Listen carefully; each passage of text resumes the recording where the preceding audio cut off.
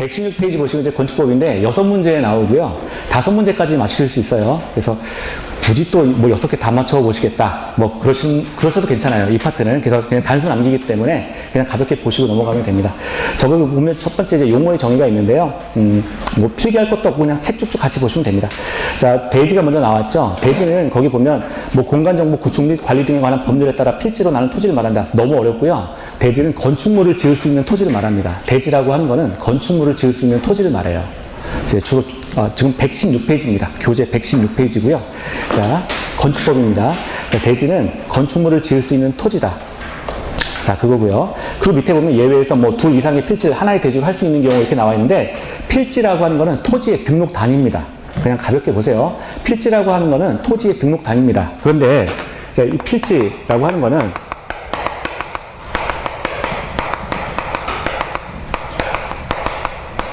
그냥 토지의 등록 단위를 말하는데요. 이게 소유권자가 같다면, 자, 소유권자가 동일하다는 조건을 이제 충족하게 되면 이제 분할도 가능하고요. 당연히 이제 합병하는 거, 요것도 가능합니다. 자, 분할도 가능하고 합병도 가능하다. 그러니까 떼놓는 것도 가능하고 붙이는 것도 가능하고, 소유권자가 같은 경우에 토지의 등록 단위가 필지다. 그냥 그 정도만 보시면 돼요. 자, 그래서 그럼 뭐 니은을 볼게요. 합병이 불가능한 경우, 자, 이제 합병이 가능하다 그랬는데 그 니은 끝에 보면 합병이 불가능한 필지에 토지를 합한 토지. 자, 그러니까 합병이 불가능한 경우, 자, 이때 그 필지를 이제 합할 수가 있다. 뭐 이런 얘기인데, 자, 토지의 소유자나, 다만 토지의 소유자나 소유권 외의 권리관계가 서로 다른 경우를 제외한다 나왔고요. 그 밑에 박스가 무슨 얘기냐면, 지금 토지를 지금 소유권이 같은 경우에 합병이 불가능한 토지를 하나의 그 대지로 합칠 수 있다. 이런 말이 되는 거예요. 그래서 소유권이 같은 경우에 합병이 불가능한 필지의 토지를 지금 하나의 대지로 할 수 있다. 이런 겁니다. 그래서 그 밑에 박스는 원래는 합병이 불가능한 건데 소유권이 같다면, 이게 조건이 있어요. 소유권이 같다면 합병해서 하나의 대지로 할 수 있다. 자, 이 대지가 예를 들어서 토지의 등록 단위잖아요. 그래서 이 대지가 이렇게 필지가 이렇게 있다는 거예요. 예를 들어서 여기가 214번 필지, 뭐 이쪽 토지가 215번 필지 이렇게 나눴다는 거죠. 토지가 이쪽이 214번 필지, 이쪽 215번 필지 뭐 이렇게 나눈 거예요. 근데 요거를 두 개를 소유권이 만약에 이것도 소유자가 갑이고 이쪽도 소유자가 갑이 이걸 샀어요. 215번 필지를. 그러면 두 개를 붙여가지고 하나의 대지로 할 수 있다. 이런 얘기예요. 그러니까 소유권이 같으면 당연한 거잖아요. 이것도 내 거고 이것도 내 거면은 그냥 다 붙여가지고 여기에 건축물 지을래. 이거 되는 거잖아요. 이 얘기예요. 또 어려운 건 얘기가 아니고요. 그래서 거기 A번 보면, 자, 원래 그러니까 여기 A번 같은 경우는 원래 합병이 불가능한 경우다. 그런데 소유권이 같다면 이런 경우에도 지금 하나의 대지로 만들 수 있다. 이런 거예요. 거기 A번에서 지번부여 지역이 다른 경우. 자, 이건 뭐냐면 그 지번부여 지역이라고 하는 거는 시골에 가면 무슨 리, 무슨 독 이렇게 있잖아요. 그래서 예를 들어서 뭐 215번, 이쪽은 원래 215번이라고 하는 이 필지의 그 필지 215번 이렇게 붙일 때 여기가 예를 들어서 무슨 리라고 할까요? 뭐 예를 들어서 뭐 넓은리라고 할까요? 넓은리 215번 이렇게 있고, 이쪽에는 뭐 다른 무슨 리 해서 원래 어떤 다른 지역, 다른 리에서 215번 필지를 붙였다는 거예요. 그런데 소유자가 같다면 이런 경우에도 붙여가지고 하나의 대지로 할 수 있다. 이런 얘기입니다. 뭐 어려운 얘기 아니죠, 이거. 그러니까 다 내 거예요. 다 내 거면 내 마음대로 하는 거잖아요. 그래서 원래는 이제 붙일 수 없는데 지금 소유권이 같다면 합병이 불가능한 토지임에도 불구하고 토지를 합쳐서 하나의 대지로 할 수 있다. 그 얘기예요. 하나의 대지로 할 수 있다. 그래서 지번 부역이 서로 다른 경우, 이거는 리하고 동 이런 걸 말합니다. 그래서 215번 붙이는 215번 이쪽에 필지는 뭐 넓은 리에서 붙인 거고, 이쪽은 215번은 뭐 다른 리에서 붙인 거였는데 이름을 이렇게 붙였는데, 자, 요것도 소유권이 같다면 하나로 합칠 수 있다. 두 번째, 도면의 축적이 다른 경우, 뭐 이것도 뭐 별 문제 없겠죠. 소유권이 같다면 합쳐서 하나의 대지로 할 수 있다. 자, 10번이야. 각 필지의 지반이 연속되지 않은 경우, 그러니까 땅 높이가 서로 다른 경우죠. 이런 것도 문제가 되지 않는다. 각 필지의 지반이 연속되지 않는 경우에도 붙여서 합병시켜서 하나의 대지로 할 수 있다. 대지는 건축물을 지을 수 있는 토지니까 합쳐서 하나의 대지로 할 수 있다. 뭐 이런 얘기고요. 자, 이쪽은 넘어가시면 됩니다. 117페이지 갈게요. 자, 2번 보시면 이제 건축물 있죠. 건축물. 자, 정의가 나왔어요. 우리 다 했던 겁니다. 자, 1번 보면 토지에 정착하는 공작물 중 지붕과 기둥, 벽, 그리고 이에 딸린 시설물을 말한다라고 했어요. 그래서 건축물이라고 하는 거는 일단 정착되어 있습니다. 토지에 붙어 있어야 된다는 거예요. 그래서 배 같은 경우가 이제 건축물이라고 볼 수가 없는 거죠. 토지에 붙어 있는 게 아니니까. 그래서 토지에 정착되는 그 공작물 중에 기둥하고, 자, 지붕, 기둥, 벽, 이런 것도 있어야 되고요. 이에 따른 시설물, 부속 건축물도 다 건축물이다. 자, 그리고요. 그러면 지하나 고가의 공작물을 설치하는 사무소, 공연장, 점포, 차고, 창고 외우세요. 자, 지하, 땅 아래에 있거나 또는 땅 위, 이제 고가에 있는 공작물을 설치하는 사무소나 공연장, 점포, 차고, 창고 이런 것도 건축물이라고 본다. 됐습니다. 자, 이게 건축물이 나왔고요. 밑에 이제 요거 공작물 나왔는데, 요거는 이제 별표하시고 외우셔야 돼요. 자, 요 공작물은 두 번째 줄, 신고하여야 된다. 그러니까 허가 대상이 아니라 신고 대상이라는 거예요. 일단, 신고 대상이다라고 하는 거고요. 거기 옹벽 담장 나왔는데, 제 키가 185니까, 거기 제 키보다 조금 더 높은 거잖아요. 그래서, 예, 옹벽 담장은 2m. 자, 이렇게 해주시고. 자, 우리가 원래 고속, 화토 할 때 5광이잖아요. 근데 거기 하나 적습니다. 그래서 광고판, 광고탑, 그냥 죄송해요. 그래서 4m. 자, 광고판, 광고탑은 그러니까 사광, 5광이 아니라 사광이라고 외우세요. 광자 들어가면 4m입니다. 4m. 자, 그래서 원래 고속에서 광이 5개가 있는데요. 5광 아니라 4광이다. 이렇게 외우세요. 광고판, 광고탑은 4m다. 4m를 넘는다. 자, 그리고 밑에 태양에너지 있죠. 태양에너지 같은 경우는 5m를 넘는다. 그래서 4광 5태, 위에 거랑 합쳐서 4광 5태 그냥 그렇게 외우세요. 자, 태양에너지 이용하는 발전 설비인데 뒤에 거 필요 없고요. 태양에너지 나오면 자, 5태, 4광 5태 이렇게 외우시고요. 자, 그 다음에 4번에 자, 이건 별표하시고요. 굴뚝, 장식탑, 기념탑이 나왔는데요. 그 5번에 밑에 보면 거기 통신용 철탑 있죠. 그래서 굴뚝, 장식탑, 기념탑, 그리고 철탑 그거 합쳐가지고요. 그거 하면은 장기철이에요. 장식탑, 기념탑, 철탑 하면 이름이 장기철이죠. 그래서 장기철 굴뚝은 6m다. 이렇게 외우세요.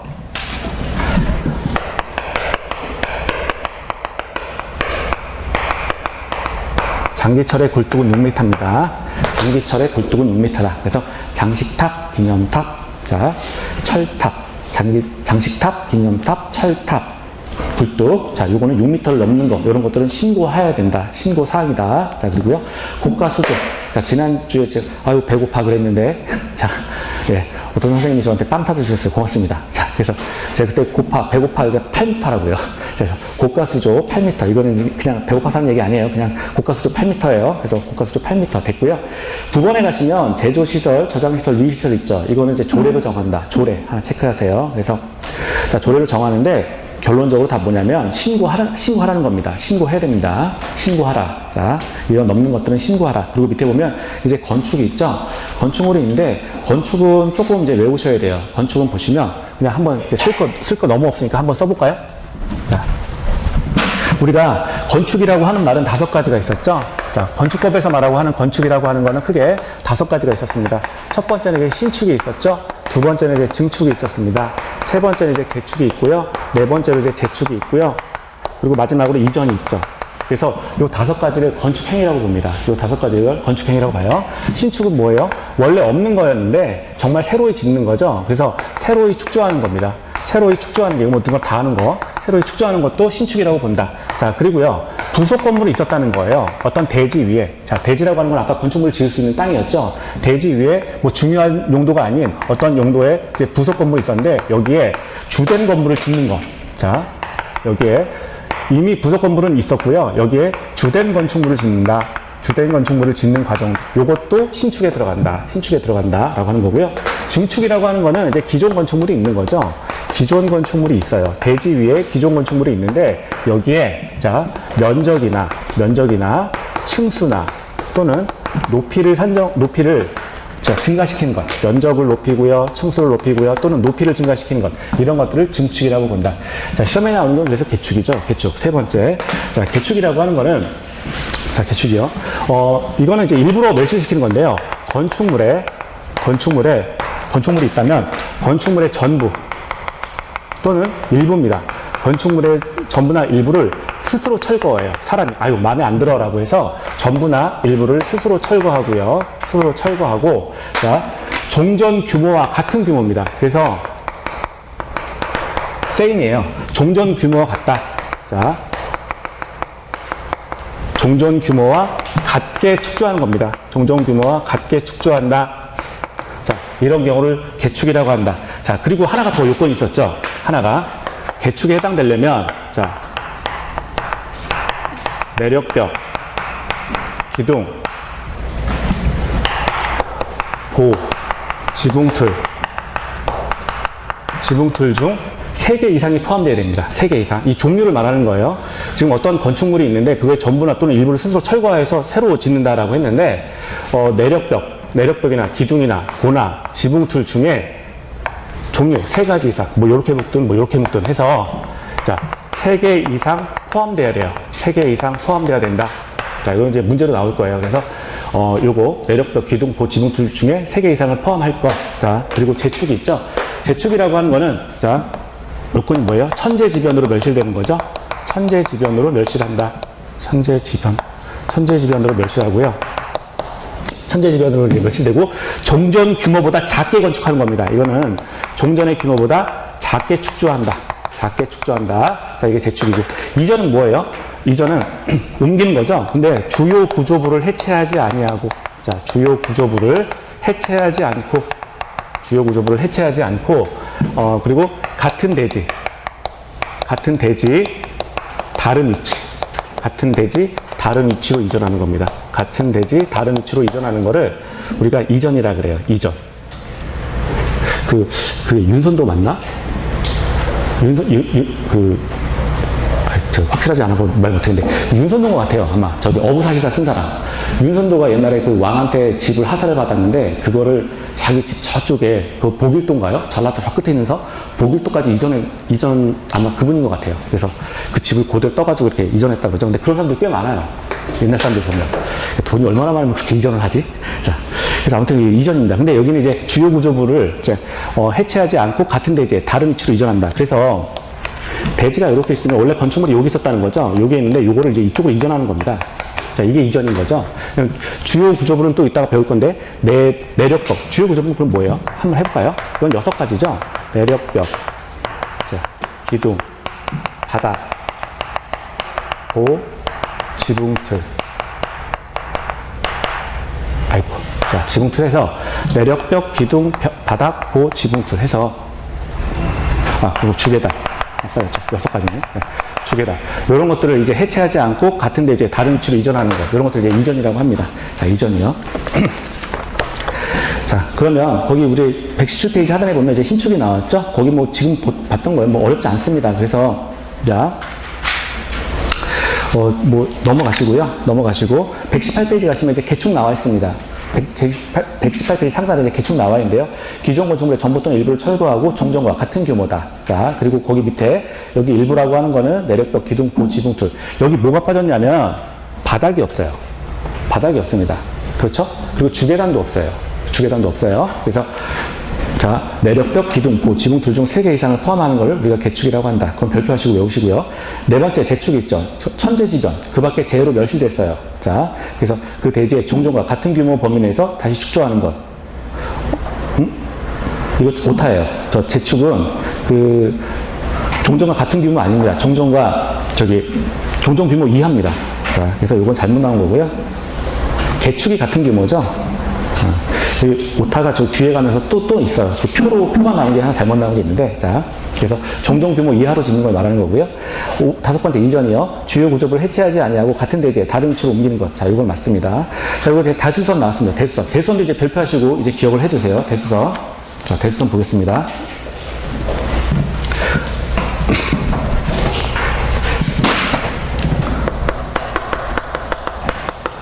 자, 대수선이라고 하는 거는 일단은 어떤 건축물에 대해서 이렇게 첫 번째 요건이 뭐냐면, 첫 번째, 신축, 증축, 개축, 재축 이전에 해당하지 아니할 것. 그래서 자, 대수선이라고 하는 거는 신축이나 증축이나 개축이나 재축이나 이전에 해당하지 아니할 것. 해당하면 안 되겠죠? 자, 이게 건축행위니까. 그렇죠? 여기 해당하지 아니할 것. 그리고 두 번째는요, 일반적으로 수선 변경보다 굉장히 큰 걸 말합니다. 일반적인 수선 변경보다 굉장히 큰 걸 이제 대수선이라고 하는 거죠. 자, 그래서 한번 보면은요, 자, 대수선을 우리가 한번 이제 볼게요. 대수선이 있고요. 자, 그리고 이제 수선하고 비교하는 거, 요걸 이제 기억하셔야 돼요. 내력벽이 있고요. 기둥, 보하고요. 그리고 지붕틀 이렇게 크게 4가지 보셔야 돼요. 물론 나중에 보면 여기 미관지구에서 뭐 그런 것도 나와 있는데 그것도 이제 볼 거고요. 자, 내력벽 먼저 보시면 이제 벽체를 수선하는데 일반적인 수선보다 훨씬 크다는 거잖아요. 굉장히 큰 수선입니다. 그러면 이제 면적 일단 내력벽에 대해서 해체하거나 내력벽 자체를 없애버리거나 또는 새로 만들어요. 해체하거나 증설하면 이런 경우를 대수선이라고 하죠. 대수선. 자, 해체하거나 증설한다. 자, 또는 뭐가 되느냐? 30제곱미터. 자, 30제곱미터 이상, 30제곱미터 이상의 수선 변경을 말해요. 그러니까 수선 변경인데 굉장히 큰 거죠. 30제곱미터 이상이니까 수선 변경하는 행위. 자, 이걸 우리가 대수선이라고 한다. 기둥도 마찬가지입니다. 기둥을 해체하거나 증설해요. 없애버리거나 새로 만들거나 또는 3개 이상, 하나의 건축물에서 3개 이상의 기둥을 수선하거나 변경하는 행위. 이걸 우리가 대수선이라고 합니다.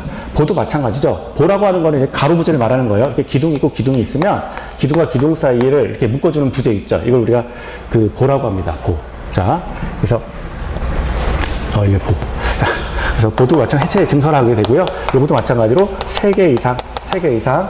자, 수선하거나 변경하는 행위를 말한다. 지붕틀도 마찬가지입니다. 해체하고 증설하는 행위, 그리고 3개 이상의 수선, 변경 행위를 우리가 대수선이라고 정의돼요. 되게, 요거는 꼭 기억해 주셔야 돼요. 자, 근데 뭐 주계단이나 이런 것들은 없죠. 그래서 요 정도 꼭 기억하셔야 되고요. 수선은 뭐냐? 수선이라고 하는 거는 여기가 30제곱미터 이상, 내력벽이라고 하는 건 힘받는 벽을 말하는 거예요. 이 벽체가 힘을 받는 벽이 있어요. 가벽이 있고 힘받는 벽이 있는데, 주로 어디에 있냐면, 아파트 보면 왜 엘리베이터 옆에 있죠? 아파트가 이렇게 있으면, 평면으로 볼까요? 평면으로 보면, 여기 옆에 이제 이게 엘리베이터가 가운데 주로 위치하고, 그 다음에 옆에 계단 이렇게 위치하잖아요? 그러면 이 엘리베이터를 둘러싼 벽이 있어요. 이런 벽체가 있습니다. 엘리베이터 둘러싼 벽체. 이런 것들은 이제 주로 내력벽이에요. 내력벽 무너지면 끝나는 거예요. 이거는 그냥 건물 그냥 주저앉는 거예요. 제가 건축 기사예요. 예전에 건축 기사 딴 적이 있어요. 공부해가지고. 자, 제가 공병대를 갔다 왔거든요. 그래가지고 군대에서 땄습니다. 군대에서. 네. 그래갖고 배운 기술이 뭐냐면은 보일러 굉장히 잘 나요. 실시간 보일러. 그 다음에 뭐 미장하는 거 있죠. 미장 그런 거. 네. 제가 시간만 되면 재밌는 거 되게 많은데요. 자, 수선 볼게요. 수선 같은 경우는 여기 30제곱미터 이상이니까 30제곱미터 미만이죠.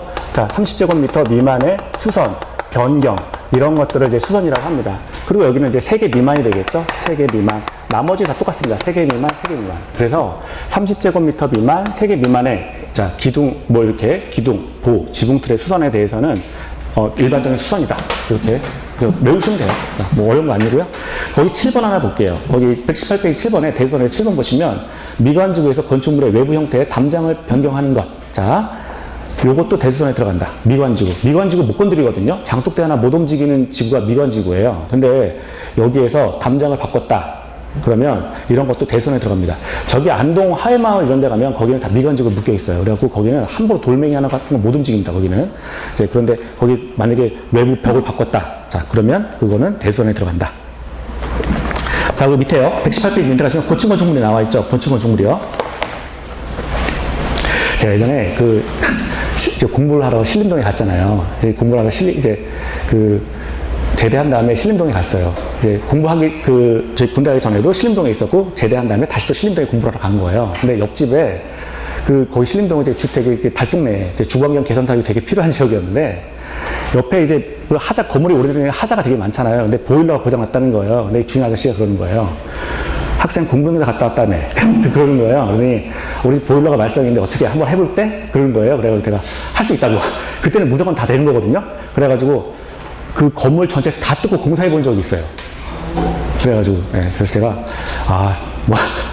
나중에 혹시 안 되면 이걸로 먹고 살아야 되겠구나, 막 그렇게 했었거든요. 그래서, 아무튼, 그랬던 적이 있습니다. 그래서, 보일러는, 지금도 보면, 보일러 이제 고장나면 제 친구들은 그 기사 안 부르고 저를 불러요.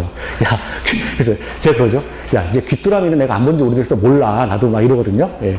자, 1번부터 볼게요. 고층 건축물 보시면, 자, 층수가 30층 이상이다. 그리고 높이가 120m 이상인 건축물을 말한다. 그래서 한 층의 층고라고 하는 건 이제 한 일개층의 건축물의 높이를 말하는 거죠. 그래서 이건 4m로 봅니다. 그러니까 30 곱하기 4 하면 120m가 나오는 거죠. 자, 그래서 30층 이상, 120m 이상인 건축물. 두 번째, 초고층 건축물 있죠. 층수가 50층 이상이거나 높이가 200m 이상인 건축물을 말한다. 그래서 5 곱하기 4 해도 마찬가지로 200m. 그래서 50층 이상이 되면 초고층 건축물이라고 이제 불리는 거죠. 그리고 높이는 200m 이상이 된다. 넘어가시면 돼요. 119페이지 가시면, 자, 지하층이 있는데, 자, 지하층, 거기 보면 건축물의 바닥이 지표면 아래에 있는 층으로서 바닥에서 지표면까지의 평균 높이가 해당 높이 층수의 2분의 1 이상인 것을 말한다라고 했는데요. 뭐 어려운 거 아니고요. 뭐 땅속으로 얼마만큼 묻혀있냐라고 하는 거예요. 건축물이 이렇게 있는데 이게 지하라고 만들어 볼게요. 지하라고 보시면 여기 이제 땅 레벨, 그라운드 레벨이라고 이렇게 보면 여기 땅이에요. 땅이 이렇게 있는데 요 묻혀있는 깊이가 요걸 만약에 스몰 h다라고 보면 예를 들어서 전체 지하층 괜히 제가 그냥 안다고 어렵게 써보는 거예요.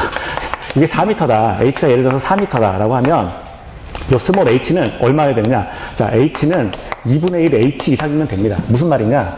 전체가 지금 여기가 4m라면 땅속으로 묻힌 깊이가 여기 반절이 넘어가면 된다라고 하는 거니까 이게 얼마냐면 2m 이상이라고 보면 요걸 하나의 지하층으로 보겠다는 거예요.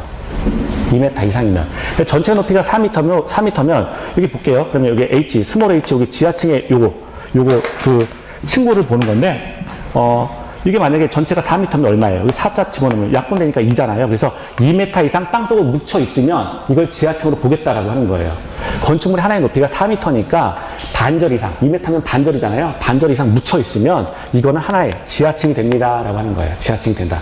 그럼 만약에 이게 2m가 아니고 이 묻힌 깊이가 2m 이하가 되면 위로 올라가 있으면 이건 지상층으로 계산하는 거예요. 그땐 지상층으로 계산합니다. 그래서 2m 이하, 그러니까 반절 이상 묻혀버려 있으면 이걸 이제 지하층으로 본다. 그래서 그때 그 보일러 공사를 끝냈는데 그 앞집 아저씨가 또 그러는 거예요. 학생이 우리 동네 요 앞 김씨집 그렇게 보일러 잘했다면서 그러더니 우리 집에 미장이 좀 할 게 있는데 그것도 할 수 있나? 막 이러는 거예요. 해주겠다고. 그래가지고 가서 막 미장도 하고 막 그랬습니다. 아무튼. 자. 그리고 제가 이제 캐나다를 갔어요. 그 다음에 캐나다를 갔는데, 나중에 이제 캐나다 갔는데, 캐나다는 이제 애들이 이제 목조주택이잖아요. 목조주택인데, 난방이 엉망이에요, 걔네들은. 이제 난방을 이제 벽체 난방을 하거든요. 스팀 나오는 거. 근데 그게 나올 때만 따뜻하지, 일반 주택인데, 벽체 난방을 하다 보니까 이게 엉망인 거죠. 그러면 제가 그때 한 생각이, 이거 보일러 깔면 최고인데. 그래가지고, 여기서 보일러 사업하면 떼돈 벌겠다 막 그랬거든요. 왜 안 들어가는지 잘 모르겠어요. 자, 혹시 나중에, 네. 자, 119페이지 볼게요. 거기 10번에 거기 이제 주요 구조부, 아까 내력벽, 기둥, 바닥, 지붕틀, 주계단, 이렇게 6가지를 말한다. 자, 요거 정리하시고요. 다중이용 건축물. 다중이 이용하는 건축물입니다. 그러니까, 특정되지 않은 그 다수의 사람들이 이제 이용하는 건축물, 다중이용 건축물이다라고 하는데요. 거기 보면 첫 줄에 1번이요. 바닥 면적 합계가 5,000제곱미터 이상인 건축물을 말합니다. 자, 그리고요. 그 밑에 줄이요. 요건 별표하시고요. 동물원 및 식물원은 제외. 요거는 이제 별표하세요. 그리고 종교시설. 뭐 교회나 절이나 사찰이나 뭐 이런 데 가면 굉장히 많잖아요, 사람들. 자, 그리고 여객용 시설, 운수시설, 여객용 시설, 터미널 이런 데, 그리고 관광 숙박 시설. 자, 이게 다중이용 건축물에 들어가는 거고요. 16층 이상인 건축물, 이것도 다중이용 건축물이다. 그래서 사람 많이 모이는 건축물이다, 다중이용 건축물이다. 이렇게 됩니다. 넘어가시면 되고요. 밑에 건축법의 적용이 있죠. 다 단순 암기예요, 이 건축법은. 그래서 단순 암기하시면 되는데, 자, 1번이요. 건축법에 적용을 받지 아니하는 건축물 있죠. 1번, 동그라미 1번을 보시면 거기 지정문화재나 가지정문화재. 일단 대상이 문화재예요. 문화재면 문화재 보호법에 적용을 받겠죠. 우리가 전에 첫 시간에 혹시 이런 거 했는데 기억하실까 모르겠어요. 뭐 어차피 다 안 한 거잖아요. 그렇죠? 자, 해도 안 하고 안 한 건 안 한 거고. 그렇죠? 첫 시간에 우리가 일반법이 있고요. 법의 원칙 가운데 일반법이 있고 이제 어떤 특정한 대상을 규율하는 특별법이 있다고 그랬어요. 근데 만약에 동일한 사건에 대해서 일반법과 특별법이 충돌하게 되면 특별법이 적용되는 거였죠. 그래서 대표적으로 우리가 뭘 봤냐면 민법이 있고, 민법 시간에 하셨을 거예요. 상법이 있으면 만약에 어떤 둘 사이에 분쟁이 났어요. 근데 상인들 간에 분쟁이 났다라고 하면 일반적으로 사인 간의 분쟁 관계를 해결하기 위해서 민법이 적용될 수도 있겠지만 그 해당 당사자가 예를 들어서 상인들이라면 상법을 우선해서 적용한다라고 하는 게 일반법과 특별법의 관계였어요. 그래서 일반법과 특별법이 충돌하게 되면 특별법이 우선해서 적용한다라고 하는 게 특별법주의였죠. 특별법 우선주의예요. 여기도 똑같아요. 지금 보면 건축물에 대해서는 일반적으로 건축법이 적용되는 게 맞죠. 적용되는 게 맞는데 특정한 사안이 발생하면 그거는 개별법규에 따르겠다라고 하는 거예요. 그래서 특별법주의가 이제 적용이 되는 겁니다.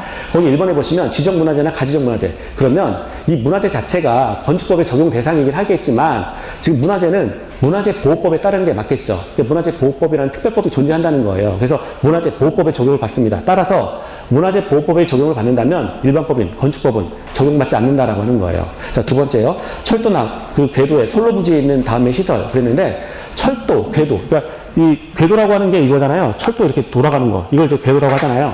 자, 그러면 이런 것도 철도나 이제 궤도 같은 경우도 철도법을 따르겠죠. 그래서 특별법을 따르기 때문에 건축법 적용받지 않는다라고 하는 겁니다. 그러니까 외우는 거 아니죠. 그리고 밑에 보면 운전시설, 기역에서 철도, 선로의 위나 아래로 가로지르는 보행시설. 지금 철도나 궤도의 그걸 유지하기 위해서 필요한 시설물들인데, 보행시설인데, 이런 것들은 당연히 철도 시설물들이기 때문에 철도법에 적용을 받는다는 거예요. 그래서 특별법에 적용을 받기 때문에 건축법 적용하지 않는다. 플랫폼도 마찬가지죠. 철도법에 적용을 받는다는 겁니다. 따라서 건축법 적용하지 않는다. 고속도로 통행료 징수시설, 도로교통법에 적용을 받겠죠. 도로교통법. 따라서 건축법 적용하지 않습니다. 4번에, 자, 컨테이너를 이용한 간이창고에서 거기에 보면 공장의 용도로만 사용되는 건축물의 대지에 설치하는 것으로서 이동이 쉬운 것만 해당한다. 그랬는데, 거기 보면 끝에 간이 창고 해놓고 공장의 용도로만 하는데 이동 쉽다 그랬어요. 이동 쉽다 이 말은 아까 우리 토지에 정착된 건축물이, 공작물이 그 건축법에 적용을 받는 거죠. 이동 쉽다면 정착되지 않은 걸로 보는 거예요. 그래서 이것도 건축법에 적용을 받지 않습니다. 자, 이동이 쉬운 간이 창고, 공장의 용도. 그러니까 만약에 이게 간이 창고나 공장의 용도로 쓰는데 이동 쉽다 이런 표현이 나와야 돼요. 이동 쉽다면 건축법에 적용을 받지 않는다. 왜냐하면 정착되지 않았으니까. 자, 넘어갈게요. 120페이지 갈게요. 120페이지 가시면 지금 밑에 2번에 방금 이번에 박스가 나와 있죠. 건축법의 일부를 적용하지 않는 지역 했어요. 그래서 오른쪽에 적용하지 않는 규정, 이게 중요한 게 아니고요. 왼쪽에 적용하지 않는 지역, 이게 나왔어요. 거기 볼게요. 박스 안에 도시지역 및 도시지역 외의 지구단위 계획구역 외의 지역, 동이나 의비아닌 지역, 요거 하나 체크하시고요. 자, 그럼 볼게요. 우리 지구단위 계획구역을 했었는데 지구단위 계획구역은 뭐였어요? 특정한 지역의 범위를 잡아서, 작게 잡아서 그 지역을 집중적으로 개발하겠다. 사람을 유치하겠다. 집중 개발하겠다. 라고 하는 지역이 지구단위 계획구역이에요. 그런데 지금 지문에서 지구단위 계획구역 외의 지역, 동이나 읍이 아닌 지역이래요. 그러면 개발 대상이 아닌 지역인데 동이나 읍도 아니래요. 사람 없는 지역이죠. 사람 없는 지역에 대해서는 건축법의 일부를 적용하지 않을 수 있다는 거예요.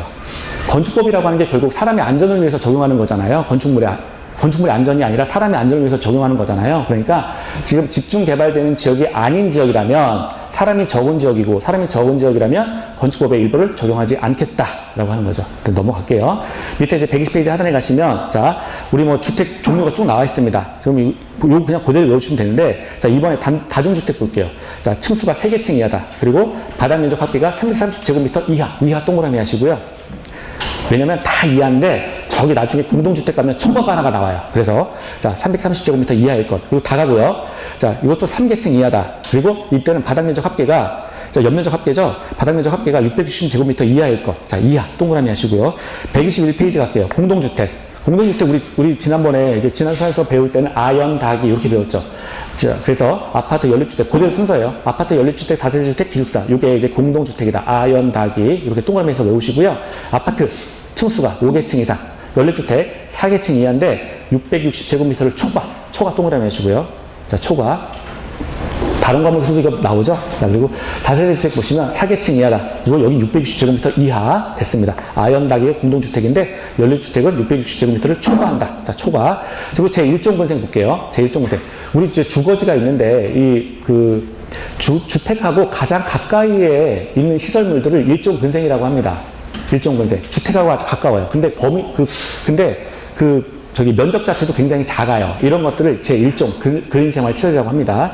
1번 보면 식품, 잡화, 의류, 완구. 자, 이런 품 판매하는 소매점. 그냥 소매점만 체크하세요. 자, 뭘 파는데 소매점이에요. 자, 그래서 도매가 아니고 소매점이고요. 1000제곱미터 미만. 그리고 2번에 휴게 음식점 300제곱미터 미만. 자, 그리고 4번에 거기 밑줄 공만 보시면 돼요. 사실 한의원, 그 다음에 안마원. 자, 저희 집 근처에 이제 안마원이, 한의원이 있습니다. 바로 집 나가면. 왼쪽에 이제 기름시장인데, 거기 한의원 있는데, 아이고, 또 딴 얘기 하는데.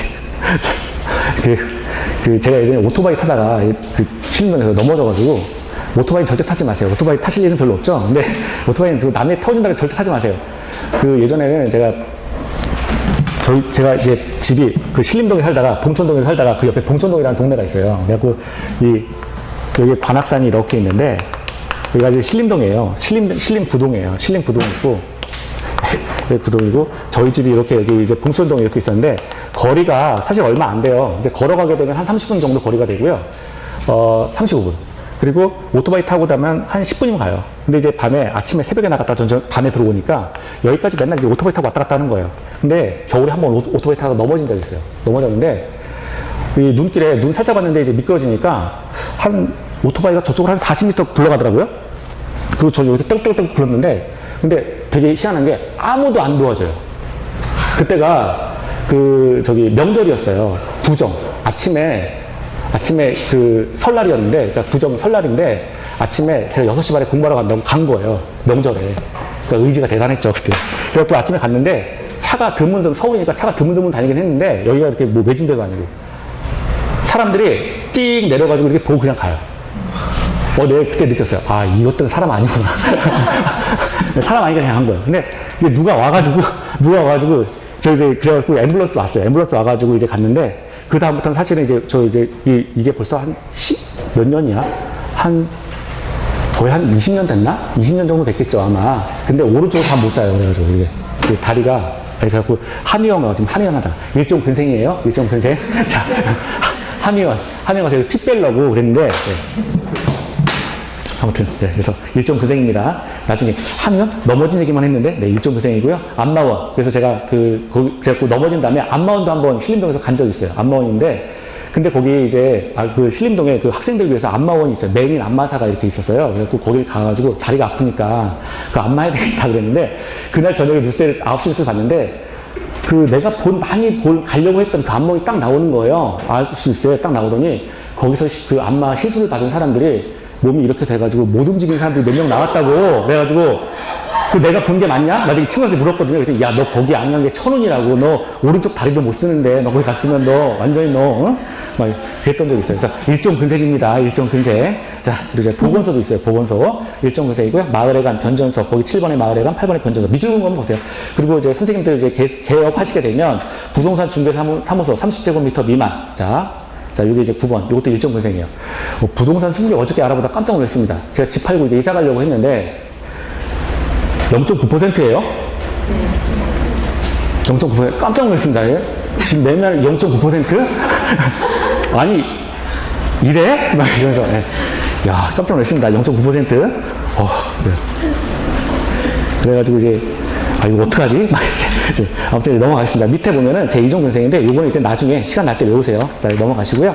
122페이지 갑니다. 122페이지 가시면 용도 변경 있어요. 용도 변경. 자, 요건 외우셔야 되는데, 우리 외울 때 자산 전문 영교 근주기 해가지고 이제 두 문자 따서 외우시는 거예요. 그래서 위에서 아래로 내려가면 신고사항이고요. 아래에서 위로 올라가면 허가사항입니다.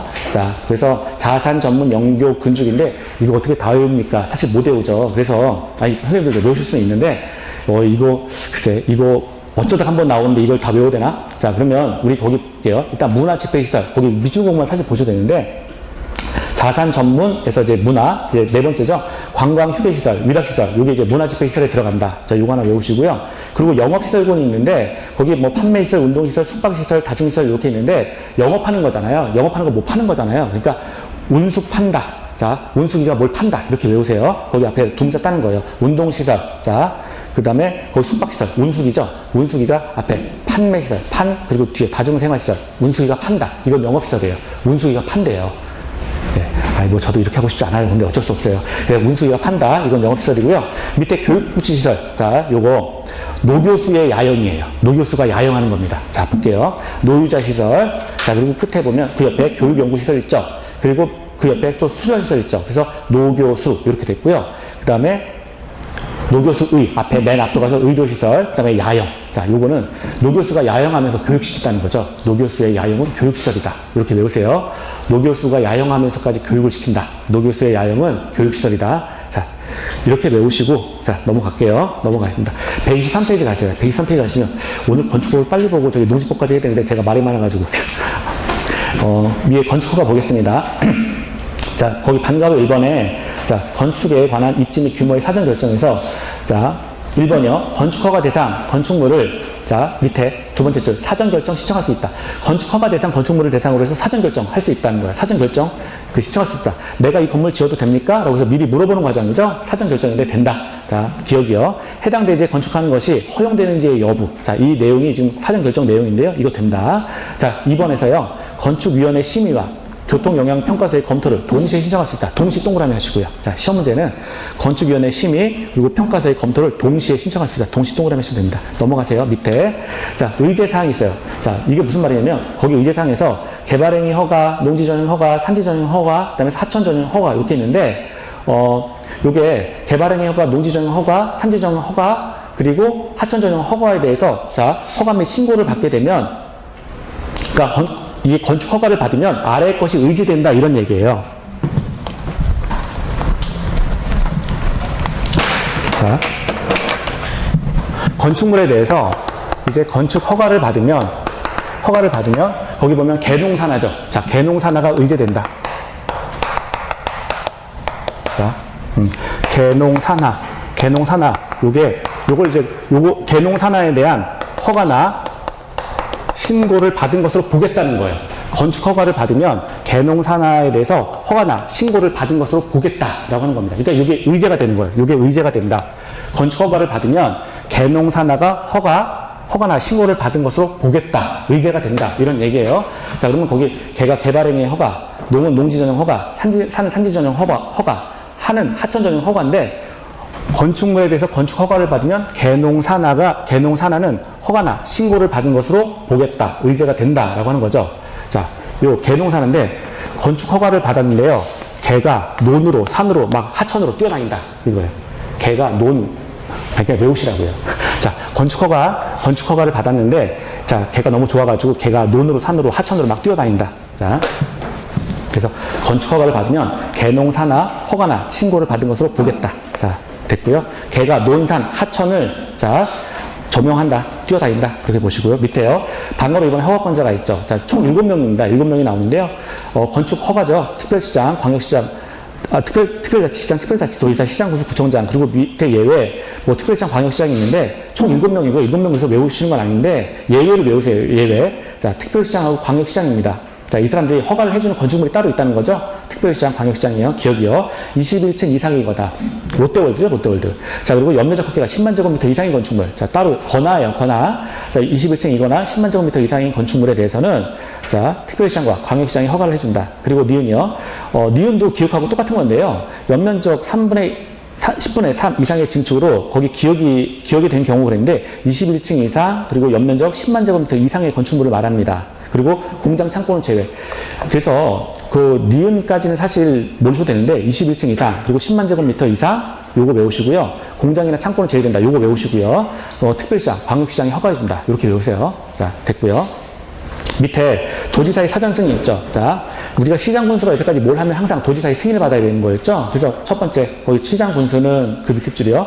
도지사의 승인을 받아야 된다. 건축 허가와 관련해서 시장 군수는 도지사의 승인을 받아라. 자, 됐고요. 124페이지 갑니다. 124페이지 가시면 상단에 1, 2, 3, 4번 나와 있죠. 자, 그 앞에 하나 써놓으세요. 도지사의 사전 승인 대상. 자, 도지사의 사전 승인 대상. 자, 도지사가 사전 승인 대상하는 겁니다. 아까 우리 좀 전에 봤던 거는 특별시장하고 광역시장의 허가 대상이었죠. 자, 그래서 여기 보면 특별시장하고 광역시장 같은 경우는 21층 이상, 연면적 합비가 10만 제곱미터 이상인 건축물에 대해서는 특별시장과 광역시장이 허가를 해줘야 된다라고 했었어요. 근데 여기 이제 겹쳐요. 그래서 도지사 보겠습니다. 자, 보면 21층 이상이거나 거기 1번이요. 21층 이상이거나 10만 제곱미터 이상인 건축물. 아까 이거는 자, 특별시장하고 광역시장도 허가를 해주는 건축물이었죠. 자, 그리고 2번도 똑같아요. 자, 지금 10분의 3 이상의 증축으로서 1의 경우, 그래서 21층 이상이거나 10만 제곱미터 이상인 경우, 그리고 공장 창고는 제외된다. 요거 외우시라고 했는데, 자, 요거 1번, 2번, 요거는 특별시장, 광역시장도 허가를 해주는 사항이고요. 이제 3, 4번이 붙는 거죠. 3, 4번이 붙는데, 자연환경 수질보호를 위해서 도의사가 지정 공고하는 구역 안에서 건축하는 3층 이상 또는 연면적 합계가 1,000제곱미터 이상의 공동주택, 일반 음식점, 일반 업무시설, 위락시설, 숙박시설 별표하세요. 별표하시고요. 4번에 주거환경 또는 교육환경 등에서 밑에 위락시설, 숙박시설. 그래서 자, 볼게요. 거기 우리 이런 거 배웠었어요. 자수, 3일, 위수, 011. 기억나세요? 자, 그래서 요거 도지사가 사전 승인 도지사가 사전적으로 미리 승인해 줄 수 있는 건축물 대상에는, 자, 자수 3일, 위숙 011. 자, 위숙이 전화번호 011이요. 자, 자수는 31번으로, 위숙이 전화번호 011. 자, 그래서 자수 3일, 위숙 011인데요. 자수, 자, 자연환경 수질보호. 자, 동그라미에서 자수, 동그라미 하시고요. 자, 그리고 그 끝에 3층 이상, 밑에 1,000제곱미터 이상, 3일, 그 다음에 거기 공동주택, 일반주택, 일반 업무시설, 그래서 011, 위숙. 자, 위락시설, 숙박시설, 그래서 자수 3일, 위숙 011. 자, 요거는 꼭 배우세요. 도지사가 사전 승인 대상 건축물로 삼는 겁니다. 자수 3일, 위숙 011, 그리고 밑에 위락시설, 숙박시설 나왔으니까 이것도 위에 거랑 겹치는 건데, 요 정도. 자수 3일, 위숙 011 꼭 외우시면 됩니다. 자, 밑에 5번, 단가 5번에서요. 건축허가나 착공 제한이 있죠. 자, 국토교통부 장관은 국토관리를 위해서, 자, 끝에 인정하거나 주무부 장관이, 자, 밑에 줄 요청하면 허가권자의 건축허가나 지금 건축물의 착공을 제한할 수 있다. 자, 지금 국장이 일단 제한할 수 있다. 당연한 거죠. 국장은 제한할 수 있다. 요 정도 보시고요. 2번에서 특별시장, 광역시장, 도지사는 지역계획이나 도시군 계획에 특히 필요하다고 인정하면 시장, 군수, 구청장의 건축허가나, 자, 허가를 받은 건축물의 착공을 제한할 수 있다. 그래서 2번까지만. 1번하고 2번이요. 자, 특별시장, 광역시장, 도지사, 국장 다 제한할 수 있습니다. 다 제한할 수 있다. 자, 그리고 125페이지요. 건축허가의 의무적 취소예요. 자, 의무적 취소가 아니라 의무적 취소 사유입니다. 자, 기억이요. 125페이지요. 허가를 받은 날로부터 2년 내, 자, 밑에 줄 공사에 착수하지 아니한 경우. 그런데 그 기억에서 맨 끝에 공장은 3년입니다. 자, 그래서 허가를 받은 날로부터 2년 내 공사에 착수하지 않은 경우. 우리 도정법에서도 도시개발법에서도 이런 게 나왔었죠. 그 2년 내에 공사에 착수하지 아니한 경우는 시행자 변경할 수 있다. 뭐 이런 사유도 한 번 있었어요. 그리고 여기도 마찬가지예요. 그래서 허가를 받은 날로부터 2년 내에, 자, 공사에 착수하지 아니하는 경우에는 건축허가는 의무적으로 취소한다. 자, 그리고 니은이요. 공사에 착수했는데 이제 공사의 완료가 불가능한 경우 당연히 의무적으로 취소할 수 있습니다. 자, 그리고 경매 또는 공매 등으로 건축주가 대지의 소유권을 상실할 때부터 6개월이 경과한 이후에, 자, 공사의 착수가 불가능하다고 판단되는 경우. 그래서 공사의 착수가 불가능하면 당연히 건축허가는 의무적으로 취소해야 되는데 그 원인이 경매나 공매 등으로 인해서, 자, 대지의 소유권을 상실했다. 자, 그래서 공매 등으로 인한 경우에도 건축허가 의무적으로 취소한다. 이게 왜냐하면 이 경매나 공매는 이제 토지를 만약에 어떤 경매나 공매를 원인으로 해서 토지를 얻었다라고 하면 그 토지를 얻은 자, 토지를 이제 산 거죠. 경매를 통해서 토지를 이제 구입한 자 같은 경우에는 원시 취득자잖아요. 그 원시 취득이라고 하는 게 토지에 대해서 아무런 제한도 없는, 아무런 권리 설정 관계도 없는 깨끗한 토지를 이제 얻은 거잖아요. 그러면 이자들을 보호해주기 위해서, 그러니까 경매권자죠. 경매를 통해서 소유권을 취득한 자, 이자들을 보호해주기 위해서 그 이전에 그 해당 토지에 어떤 건축 허가가 있었다면 이거는 의무적으로 취소해야 된다는 거예요. 당연한 거죠. 그 토지를 경매를 통해서 얻었다면 그 토지에 어떤 제한이 있으면 안 되는 거잖아요. 깨끗한 토지를 얻는 거니까, 사는 거니까. 자, 그리고 두 번째요. 2번에서 이번에 신고 동그라미 하시고요. 신고를 한 자가, 자, 신고일로부터 1년입니다. 1년 동그라미 하시고, 2년 아니에요. 자, 아까 허가는 2년이고요. 신고는 1년입니다. 1년 이내에 공사에 착수하지 않으면 그 신고의 효력은 없어진다. 자, 넘어가고요. 자, 밑에 7번에서 2번이요. 건축공사 현장 안전관리 예치금인데, 자, 마찬가지입니다. 자, 허가권자는 연면적이 1,000제곱미터 이상. 자, 1,000제곱미터 체크하시고요. 1,000제곱미터 이상으로서 두 번째 줄 착공하는 건축주. 자, 건물 짓는 사람이에요. 돈 가지고 건물 짓는 사람. 자, 착공하는 건축주에게 그 밑에 줄이요. 건축공사비의 1% 범위 내에서 예치하게 할 수 있다. 할 수 있다예요. 의무적 규정은 아니죠. 돈 내는 건데, 자, 1% 범위 안에서 예치하게 됩니다. 밑에 3번에 안전관리 예치금의 제외인데, 가로 하나 쓰세요. 그냥 공공은 제외. 여태까지 뭐 예치금 낼 때 민간 사업 시행자만 납부하는 거잖아요. 공공은 납부한 적이 한 번도 없어요. 그렇죠? 그래서 밑에 안 봐도 됩니다. 뭐 거기 가번에 주택도시 이거 체크하는 거 아니에요? 주택도시 보증공사, 그다음에 뭐 신탁계획을 체결한 뭐 건축물, 그다음에 이게 왜냐면 저기 밑에 한국토지공사, 지방공사 이런 사람들은 이제 일정하게 법에 의해서 보장을 받는다는 거예요. 따라서 거기 공공은 제외 그냥 이렇게만 쓰시면 돼요. 안전관리 예치금의 제외는 공공은 제외가 된다. 자, 넘어갈게요. 126페이지 가세요. 126페이지 가시면 자, 이번에 우리가 건축물은 허가 대상이 있고 신고 대상이 있죠. 그래서 문제 물어보는 게 어떤 게 이건 허가 대상이냐, 이건 신고 대상이냐 이걸 물어봐요. 그래서 공부하실 때 허가하고 신고를 나누어서 보셔야 됩니다. 126페이지 하단에 보시면 첫 번째 나와 있는 게 신고 대상 건축물이에요. 신고. 근데 신고는 우리가 어떤 예를 들어서 허가를 받는다라고 하면 사안이 좀 중요한 거예요. 건축물을 치면 큰 건축물입니다. 그런데 신고 같은 경우는 그냥 가볍게 종이 쪼가리 하나만 써서 그냥 내면 되는 거죠. 이제 가볍게 써서 내는 것들이니까 범위가 작은 건축물이에요. 그러니까 작은 건축물은 신고 대상이에요. 근데 크다. 그러면 이거 허가 대상이에요. 근데 이제 신고 대상 외우시는 거예요. 자, 1번이요. 바닥 면적 하기가 85제곱미터 이내, 증축, 개축, 재축입니다. 85제곱미터 그냥 체크하시고. 85제곱미터는 몇 평이에요? 25평 정도 되죠? 25평. 3.1평이 3.3이니까. 자, 그러면 25평 이내 그 건축물에 대해서 증축하고, 개축하고, 재축한다. 이런 것들에 대해서는 그냥 신고 대상이라는 겁니다. 신고 대상. 자, 두 번째. 관리지역, 농림지역, 자연경 보존지역 안에서 3층 미만이고 연면적이 200제곱미터 미만인 건축. 자, 볼게요. 지금 관리, 농림, 자연경 보존지역은 자, 도시지역이 아니죠. 도시지역 X였어요. 그러면 자, 우리가 용도지역 분류할 때 어떻게 했어요? 도관, 농자였잖아요. 도시지역이 있었고 관리지역 있고 농림지역이 있고 자연경 보존지역이 있었는데 도시지역이 아니라면 나머지 세 지역의 공통점은 뭐예요? 사람 없어요. 사람 없는 지역이에요. 사람 없는 지역 안에서 3층 미만인데 건축물 연면적도 각층 바닥면적 합계 다 더했더니 200제곱미터 미만이래요. 작은 건축물이죠. 3층 미만이고 200제곱미터 미만인데 사람도 없는 지역이래요. 그 지역 자체가. 그렇다면 허가사항 아니고 신고로 가라는 겁니다. 작은 건축물이니까. 자, 됐고요. 자, 그런데 자, 밑에 보면 자, 다음에 건축은 제외된다 그래서 거기 기억하고 니은은 신고 대상이 아니라는 거예요. 그래서 기억 니은 했고 신고 대상 X 써놓으세요. 신고 대상 X. 지구 단위 계획 구역. 자, 그리고 방제지구, 붕괴위험지구. 이건 신고 대상 아닙니다. 자, 지구 단위 계획 구역 볼게요. 지구 단위 계획 구역은 아까 뭐였죠? 어떤 지역을 특징적으로 범위를 정해서 집중적으로 그 지역을 도시로 개발시켜 버리겠다. 라고 하는 거였죠. 그래서 개발을 목적으로 이제 지정하는 그 지역이 지구 단위 계획 구역이에요. 우리가 사람 없는 지역, 3층 미만, 그리고 연면적 200제곱미터 미만인 건축물. 한마디로 말해서 사람 없는 지역은 이제 신고 대상이었는데 만약에 그러한 건축물이 지구 단위 계획 구역 안에서 이루어진다면 이건 신고하라는 거예요. 이걸 신고하라는 겁니다. 자, 왜냐하면 지구 단위 계획 구역은 앞으로 사람이 많이 몰릴 거니까 이 지역 개발하겠다라고 하는 거니까 신고로 끝나는 게 아니죠. 허가하라라고 하는 거예요. 자, 그래서 이거는 이제 신고 대상으로 가는 겁니다. 지구 단위 계획 구역에서 이루어지는 거는요. 그래서 이거는 일단 신고 대상 아니다. 기억 니은은 신고 대상 아니다. 그리고 방제지구. 자, 재해를 방지해야 되는 그런 지구예요. 그 위험이 있습니다. 이런 지역 안에서 이제 지어지는 건축물에 대해서는 신고 대상이 아닙니다. 신고 대상 아니다. 그리고 붕괴 위험 지역도 신고 대상 아니다. 자, 그리고 3번에 3층 미만, 연면적 200제곱미터 미만, 그리고 그런 대수선. 아까 건축, 자, 3층 미만, 연면적 200제곱미터 미만인 건축도 있었고요. 대수선, 이번엔 대수선 하나만 추가하면 되는 거예요. 그러니까 건축행위나, 자, 그리고 대수선이라면 신고 대상이라는 겁니다. 신고 대상. 3층 미만, 연면적 200제곱미터 미만의 건축물의 건축행위, 그리고 대수선. 아까 우리 대수선 잠깐 봤잖아요. 벽이라고 한다면 30제곱미터 이상 수선하는 것, 그리고 기둥, 보, 이런 것들은 3개 이상 수선하는 것, 그런 것들이 대수선이었잖아요. 이런 것들은 신고 대상이다. 그래서 신고 대상만 외워주세요. 127페이지 가면, 자, 5번이요. 거기 위에서 4번 건너가고요. 5번 보시면, 그 밖에 소규모 건축물에서 다음에 정하는 건축물 이렇게 나와 있는데 옆에다 쓰세요. 신고 대상 건축물. 이거 신고 대상 건축물이라는 겁니다. 이것도 신고 대상이다. 자, 기억이요. 연면적 합계가 100제곱미터 이하인 건축물. 각층 바닥 면적 합계를 다 더했더니 100층 이하래요.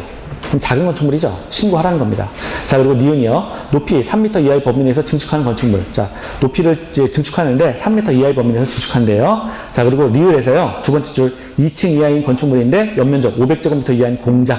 자, 여기까지 신고 대상이다. 그래서 기억, 니은, 디귿, 100제곱미터 이하, 3m 이하, 2층 이하로서 연면적 500제곱미터 이하인 공장. 자, 여기까지는 신고 대상이다. 이렇게 외우세요. 넘어가시면 돼요. 128페이지 갈게요. 가설 건축물이요.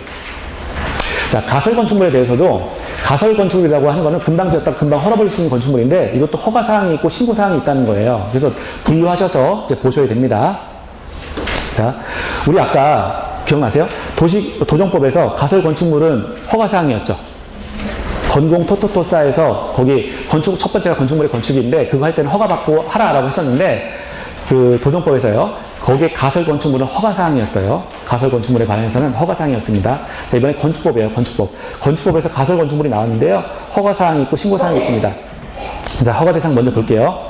이건 중요한 거죠. 자, 첫째로 보시면 도시군 계획시설 또는 도시군 계획시설 예정지에서 가설 건축물을 건축하는 경우 두 번째죠. 허가를 받아야 한다. 자, 우리 도시군 계획시설이 뭐였죠? 도시군 계획시설? 그렇죠. 기반시설 중, 네, 맞습니다. 기반시설 중 도시군 관리계획에 의해서 결정되는 시설. 그렇죠. 이거 문장 외우시라고 했었죠? 자, 기반시설 중 도시군 관리계획에 의해서 결정되는 시설. 다시요. 기반시설 중 도시군 관리계획에 의해서 결정되는 시설을, 자, 도시군 계획시설이라고 했습니다. 자, 이 도시군 계획시설 또는 도시군 계획시설 예정지. 그러니까 이게 지금 기반시설을 설치한다라고 하는 건데, 이런 예정지가 있다면, 그러니까 기반시설을 설치한다 이 말은 토지를 공적으로 이용하겠다라고 하는 거잖아요. 이런 예정지가 잡혀있다라고 한다면 토지를 공적으로 이용하는 토지인데, 여기에 대해서 가설 건축물 건축할 때는 허가받고 하라는 겁니다. 이게 당연한 거죠. 이게 아무리 금방 지었다 금방 하는 거라고 하더라도 허가받고 하라. 자, 두 번째, 허가 기준에서요. 2번 3층 이하일 것. 자, 그리고 가설 건축물의 허가 기준입니다. 그리고 네 번째, 존치기간 3년 이내, 3층 이하 3년 이내. 자, 그리고 축조 신고, 밑에 신고 대상. 이번에는 신고입니다. 신고. 그래서 여기 그 아파트 견본주택 있잖아요. 그건 신고 대상이에요. 신고 대상. 자, 그래서 지나가시다가 견본주택 여기 샘플, 저 보니까 저기도 하나 있는 것 같은데, 거기 제가 이렇게 여기 자유로 타고 들어오다가 여기 보면 거기도 하나 있는 것 같아요. 거기 아파트. 제가 몇 달 전까지 본 것 같아요. 그래서 축조 신고 보면, 자, 신고 대상이요. 재해복구, 흥행 전람회, 공사용 가설 건축물. 자, 그리고 1번하고 2번이요. 전시를 위한 견본주택. 거기에 뭐 아파트 견본주택 이렇게 들어와 있던데, 자, 이런 것들 이제 가설 건축물로서 신고 대상이다. 자, 그리고 3번에 보면 연면적이, 자, 거기 3번에 중간에 경비용이고요. 연면적이 10제곱미터, 자, 이하일 것. 경비용, 자, 10제곱미터 이하. 그리고 밑에 줄이요. 농업, 어업용 비닐하우스로서, 자, 농업, 어업용 비닐하우스로서 연면적이 100제곱미터 이상인 것. 자, 이상입니다. 이상 동그라미 하시고요. 자, 신고 대상이다.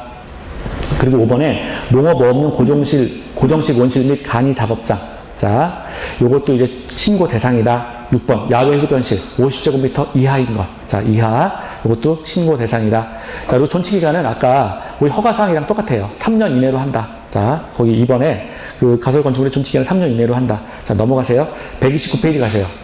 자, 129페이지에 기억 보시면 허가 대상 가설 건축물 있고 신고 대상 가설 건축물 있죠. 허가. 자, 끝에 14일 전까지 허가 신청한다. 이게 연장 허가 신청을 말하는 겁니다. 진짜 허가를 한번 받았어요. 근데 연장을 받으려면 이때도 허가를 받아야 되는데, 자, 연장 허가는 14일 전까지 허가 신청하라. 그리고 신고는요, 7일 전까지 신고하라. 그래서 신고가 기간이 좀 짧다. 자, 연장 허가 신고를 말하는 겁니다. 쉬셔야 되죠? 자, 그리고 그러면 이제 넘어갈게요. 129페이지 가시면 가설 건축물의 건축 절차, 이건 넘어가시고요. 131페이지 보실까요? 조금만 더 할게요. 131페이지 가시면 건축물의 사용 승인이 있어요. 사용 승인. 자, 이제 건축물이 완공이 됐으면 건축법에서는 뭐 절차를 크게 고민하실 건 없어요. 그냥 이렇게 개별적으로 이렇게 따다다닥 공부하시면 됩니다. 자, 그래서 개별적으로 외우시는 거고요.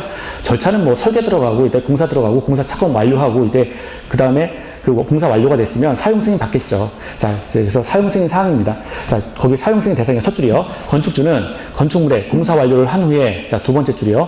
허가권자에게 사용 승인을 신청하여야 한다. 건축주가 신청하는 겁니다. 자, 내 돈 내고 내가 건축물 짓겠다라고 하는 사람이 건축주예요. 이제 그 사람이 사용 승인을 신청하는 겁니다. 그런데 이때 밑에 거를 이제 자, 밑에 건축허가, 건축신고, 가설 건축물의 건축허가. 자, 요것들 첨부해야 된다는 거죠. 그래서 여기 1, 2, 3번 이런 것들 붙여가지고 사용승인 신청하라. 자, 됐고요. 밑에 사용승인서 교부. 그러면 허가권자는 사용승인 신청을 받은 다음에 7일 이내에 현장 검사를 실시하고요. 현장 검사 실시하고 밑에 줄 사용승인서를 내주어야 한다. 자, 이 부분 체크하고요. 그 밑에 방가로 3번이요. 건축물을 사용해서요. 자, 요것도 이제 외우셔야 돼요. 이거는. 자, 건축주는 사용 승인을 받은 후가 아니면 건축물을 사용하거나 사용하게 할 수 없다. 타인으로 하여금 사용하게 할 수 없다. 당연한 거예요. 사용 승인을 받아야 이게 안전한 건지 아닌지 알 수 있다라고 하는 건데, 자, 예외가 있어요. 2개 외우세요. 허가권자는 7일날, 7일 동그라미 하시고요. 자, 허가권자가 지금 건축주가 사용 승인 신청서를 제출했는데 7일 안에 사용 승인서를 교부하지 않는다는 거예요. 이런 경우에 그냥 사용할 수 있다는 겁니다. 사용할 수 있다. 그리고 두 번째, 허가권자가 임시로 사용에 승인을 한 경우에는 마찬가지로 사용 승인할 수 있다. 그래서 사용할 수 있는 게 허가 안 받고 사용할 수 있는 게 지금 두 가지죠. 7일 내에 사용 승인서 교부하지 않은 경우, 임시로 사용 승인을 한 경우. 자, 됐습니다. 두 번째, 거기 임시 사용 기간이 얼마냐? 동그라미 2번이요. 임시 사용 승인의 기간은 2년 이내로 한다. 자, 됐고요. 넘어가세요. 넘어가시고. 자, 그러면 잠깐 쉬었다가, 쉴 때 있으니까 잠깐 쉬었다가, 133페이지부터 나가도록 하겠습니다. 잠깐 쉬겠습니다.